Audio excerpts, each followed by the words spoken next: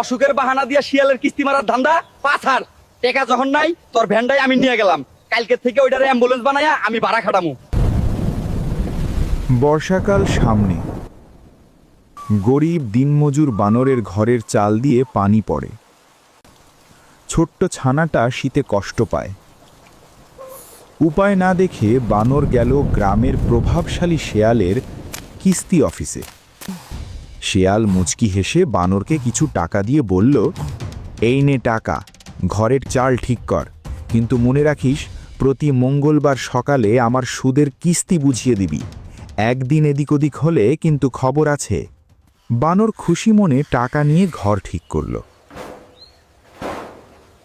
আর দিন রাত খেটে প্রতি সপ্তাহে কিস্তির টাকা শোধ করতে লাগল। কয়েক মাস পর হঠাৎ বানর মারাত্মকভাবে অসুস্থ হয়ে বিছানায় পড়ে গেল। টানা 7 দিন সে কাজে যেতে পারল না। ঘরে ছানাটার খাওয়ার জন্য একটা ভালো ফল পর্যন্ত নেই। কিস্তির টাকা তো দূরের কথা। মঙ্গলবার সকালে বানর জ্বরে কাঁপতে কাঁপতে ঘরের বারান্দায় বসে ভাবছে আজ শেয়াল এলে সে কি জবাব দেবে। ঠিক সময়ে শেয়াল তার দলবল নিয়ে হাজির। উঠোনে পা রেখেই হাঁক দিল, কই রে বানর, টাকা নিয়ে আয়। বানর কাঁপতে কাঁপতে শেয়ালের পা জড়িয়ে ধরে ডুকরে কেঁদে উঠল, শেয়াল ভাই, আমি তো বিছানা থেকে উঠতে পারছি না। আমার ছানাটা কাল রাত থেকে উপোস। আমাকে আর কয়েকটা দিন সময় দাও, আমি সুস্থ হলেই তোমার সব টাকা দিয়ে দেব।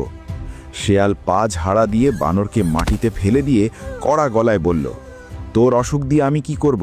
তোর বাচ্চা না খেয়ে থাকলে আমার কি? আমার কিস্তির টাকা এখনই চাই। টাকা না থাকলে ঘরের জিনিস বের কর। টাকা না পেয়ে শেয়াল বানরের একমাত্র রোজগারের সম্বল তার ভ্যান গাড়িটা টেনে নিয়ে যেতে লাগলো। বানরের ছোট্ট ছানাটা দৌড়ে এসে শেয়ালের পা জড়িয়ে ধরে কাঁদতে কাঁদতে বলল, ও শেয়াল কাকা, আমাদের গাড়িটা নিয়ে যেও না। আমার বাবা কাল থেকে কি করে আমাদের জন্য খাবার আনবে?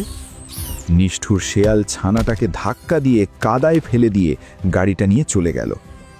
অসুস্থ বানর উঠোনের কাদায় পড়ে আকাশের দিকে তাকিয়ে হাউমাউ করে কেঁদে উঠল। তার কান্না শোনার মতো সেই গ্রামে আর কেউ রইল না। সুদের ঋণের ফাঁদ গরিবের গলার ফাঁস। অভাবের তাড়নায় সুদের ওপর ঋণ নিলে মানুষের শেষ সম্বলটুকুও হারাতে হয়। সমাজে যারা এই কিস্তির নামে গরিবের রক্ত চুষে খায়, তাদের নিষ্ঠুরতার বিচার একদিন ওপরওয়ালার আদালতে ঠিকই হবে।